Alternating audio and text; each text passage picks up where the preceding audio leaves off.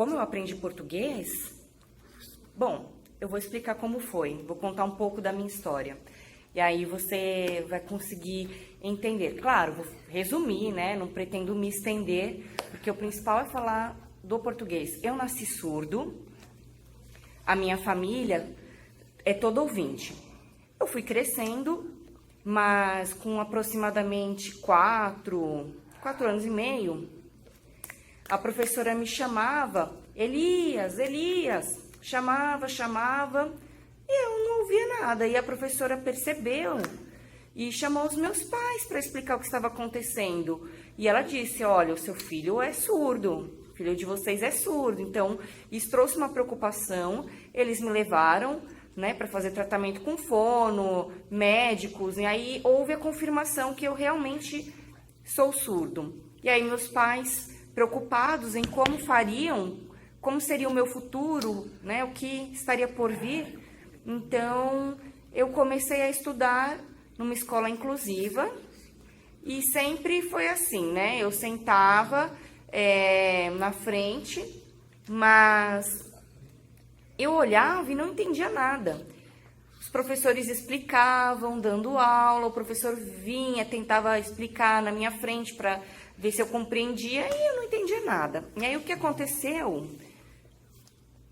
Eu comecei a ser levado para fazer tratamento com fono, né? Para fazer treino vocal, para aprender a utilizar a minha voz. Então, eu ia aprendendo os fonemas, né? Ba, bé, bó, ba, bê, enfim, ia treinando. T, ti, enfim. Todos esses treinos, que é bastante demorado, eu não gostei, porque isso me cansava bastante. E depois o governo, ele cortou o acesso a esse tratamento fonoaudiológico. Aí os meus pais, mais uma vez preocupados com o que eles poderiam fazer. E aí, uma estratégia foi a seguinte, eu ficava em casa, meu pai levava livros para mim, e eu lia esses livros, na verdade tentava, né?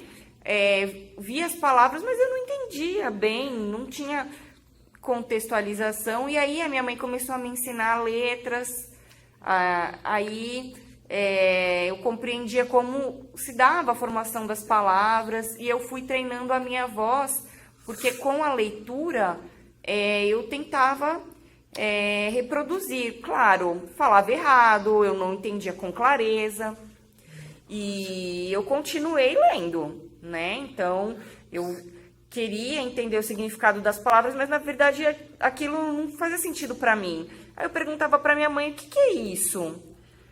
E aí ela me dizia, né, ia me explicando, eu demorava para entender, mas com o passar do tempo eu fui compreendendo. Escrevi errado, porque na verdade eu não entendia o significado das palavras, então para mim aquilo não fazia sentido. Então eu lembro que na escola, né, eu copiava as coisas, mas eu não compreendia. Então eu ia escrevendo, ia copiando, né? E minhas coisas eram todas bagunçadas, né? Então meu caderno, você ia olhando a escrita, mas na verdade eu era um copista. Porque aquilo que os professores me explicavam, eu não entendia nada. Eu só ficava olhando e copiando o que estava sendo feito, o que estava sendo colocado na lousa, as letras, né, as palavras. E em casa eu treinava muito como eu iria escrever. Então, eu tinha um caderno enorme, né? Então, onde eu pegava palavras, ia reproduzindo.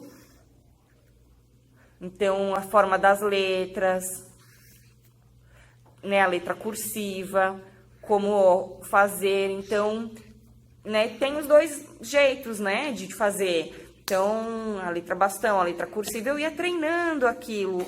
E para mim era muito exaustivo, porque eu me sentia muito pressionado, né, era uma obrigação, muita pressão. E eu tentava me comunicar, mas a minha família não sabia Libras.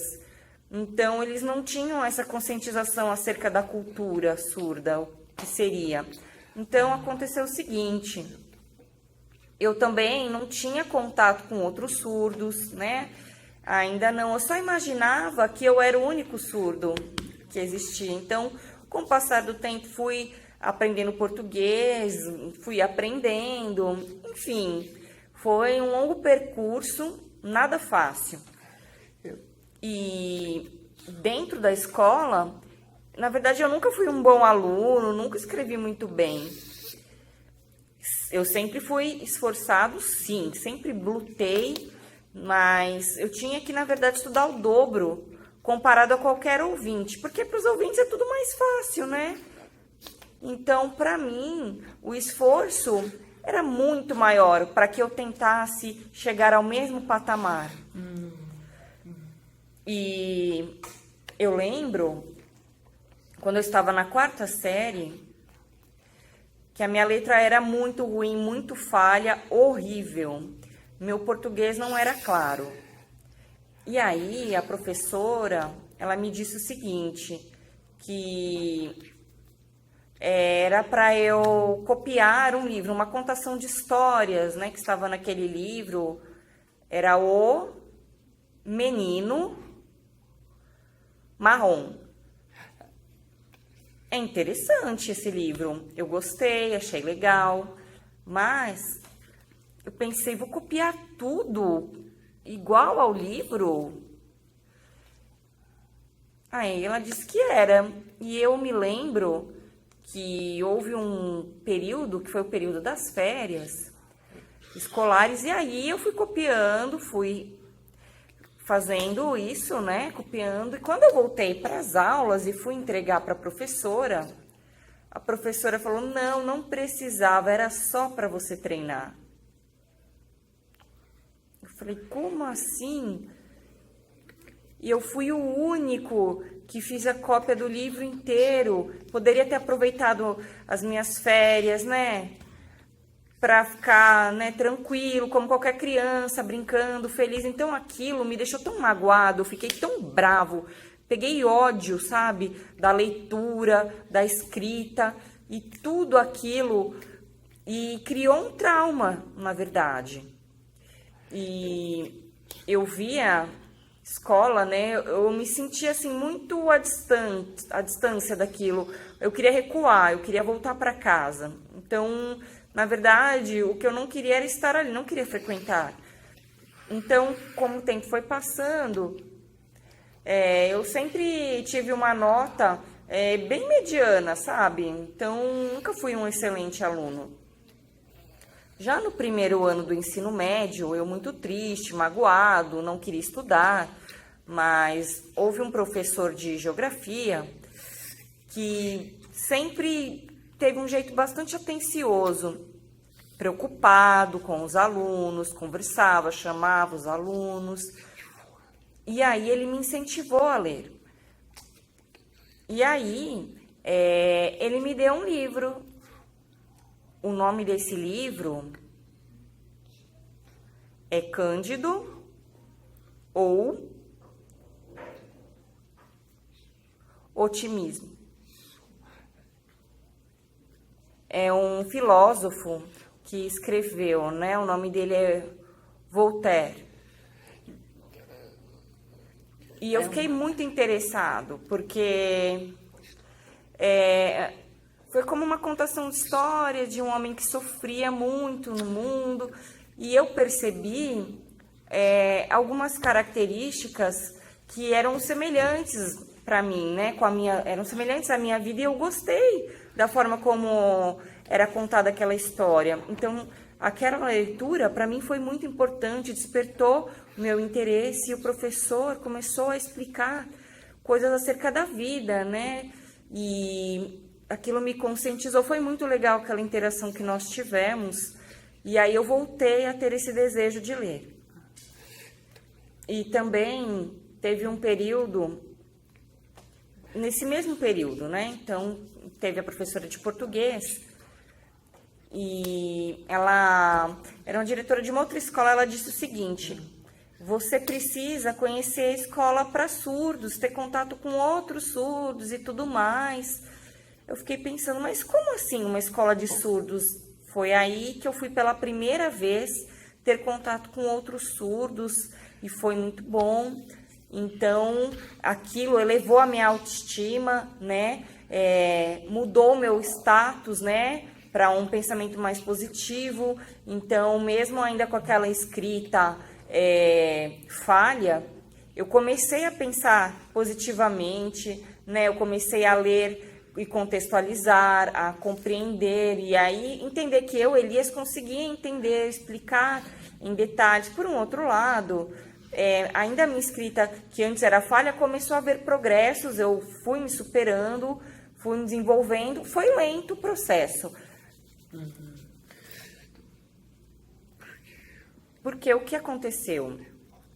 O que faltava era vocabulário, conhecer o uso das preposições, né? Então, fazer um complemento para trazer clareza e coerência textual. Então, isso, a professora de português foi me ensinando que tinha coisas que são diferentes na cultura ouvinte. Por quê? Os ouvintes, eles estão ouvindo, então eles, na verdade, eles escrevem aquilo que eles escutam e falam. E já os surdos, eles aprendem pelas experiências visuais, então eles não têm essa mesma captação, né, de informação. Então, por isso que a compreensão das palavras, né, das concordâncias verbais, nominais, da própria estrutura gramatical. Então, o surdo, ele tem um jeito diferente de escrever, porque isso está intrinsecamente ligado à sua cultura, à percepção de mundo que ele tem. Então, o professor, ele precisa compreender que a cultura, entre surdos e ouvintes, a gente traça perspectivas, né? E vê o desenvolvimento de uma forma muito diferente, porque é outra forma de raciocinar, né? A cognição é diferente. Por quê? Porque a percepção dos surdos, ela é visual, enquanto a dos ouvintes, ela tende a ser mais auditiva. Então, nessas práticas, né, de ensino, os professores têm que ter isso bastante claro.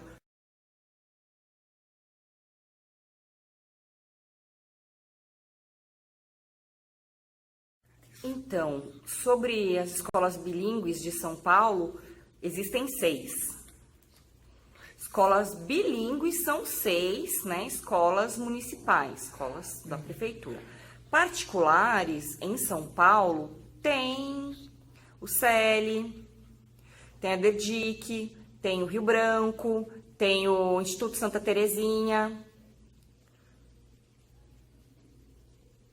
Deixa eu ver se tem mais. Essas são as principais, né? As particulares que eu me lembro são 4. E tem também na prefeitura um conceito de escolas polo, são 2.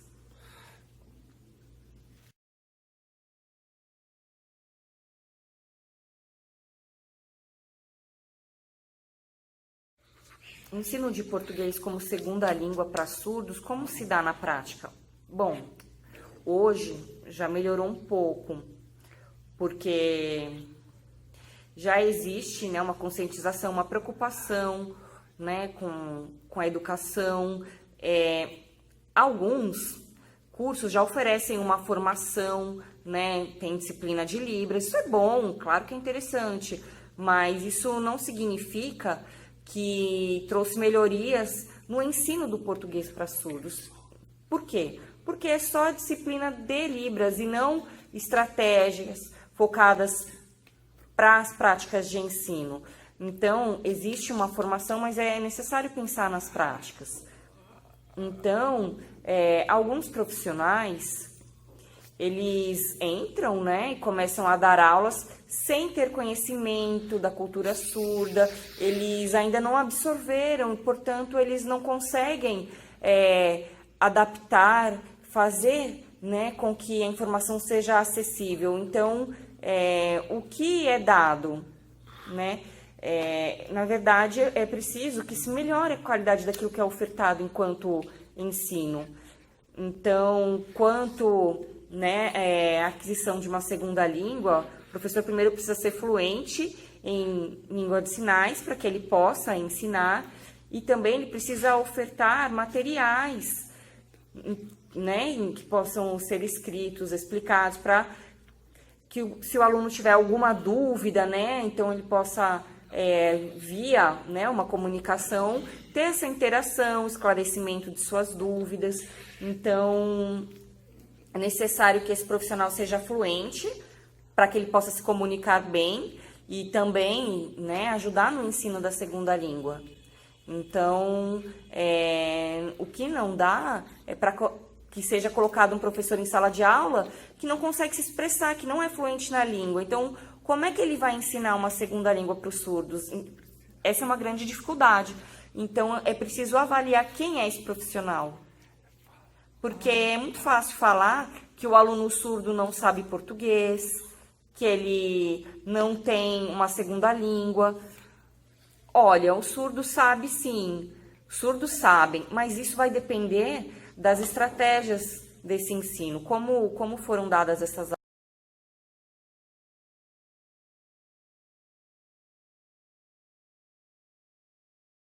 Então, o que eu gostaria de dizer é que não é dar informações adaptadas, simplificadas e reduzidas. Eu quis dizer que a adaptação, na verdade, é a forma de pensar. Então, o professor, ele vai verter culturas, né? Então, ele não pode passar informação de acordo com a cultura ouvinte. Ele tem que ter estratégias de ensino que possibilitem, dentro daquilo que é coerente, né, e que permite o pleno aprendizado e o desenvolvimento do surdo.